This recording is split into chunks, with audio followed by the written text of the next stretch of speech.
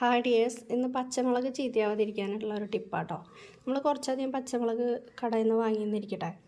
അപ്പോൾ ഇത് സൂക്ഷിച്ച് ഇങ്ങനെ തന്നെ ചിലവരിനെ ഞെട്ട് കളയും. അങ്ങനെ കഴുകി വൃത്തിയാക്കി ഫ്രിഡ്ജിനകത്ത് വെച്ചു എന്ന് തന്നെ ഇരിക്കട്ടെ. പക്ഷെ അത് ഒരു 3-4 ദിവസം ആകുമ്പോഴേക്കും അത് ആകെ ചുങ്ങി ചീഞ്ഞ് ചീത്തയായി പോകും. അപ്പോൾ നമ്മൾ വാങ്ങിച്ചത് മുക്കാൽ ഭാഗം എടുത്ത് കളയേണ്ട അവസ്ഥയാവും.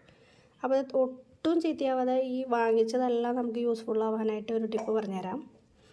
അപ്പോൾ ഈ പച്ചമുളക് കഴുകി വൃത്തിയാക്കി അതിന് നെട്ടെല്ലാം കളഞ്ഞ് നടുകീറി കണ്ടോ, നടുകീറിയിട്ട് ഇതുപോലെ വെള്ളം മാറ്റി കളഞ്ഞ് നടുകീറിയിട്ട് ഒരു ചെപ്പിനകത്താക്കി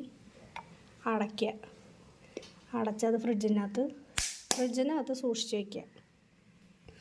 ഇത്തിരി പച്ചമുളകിൻ്റെ അളവിനനുസരിച്ചുള്ള വലിയ ചെപ്പ് എടുക്കുക. എന്നിട്ട് അതിനനുസരിച്ച് അതിൽ സ്റ്റോർ ചെയ്ത് എടുത്ത് വയ്ക്കുക.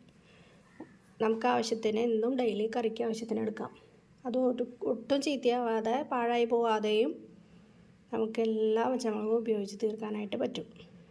Okay, thank you.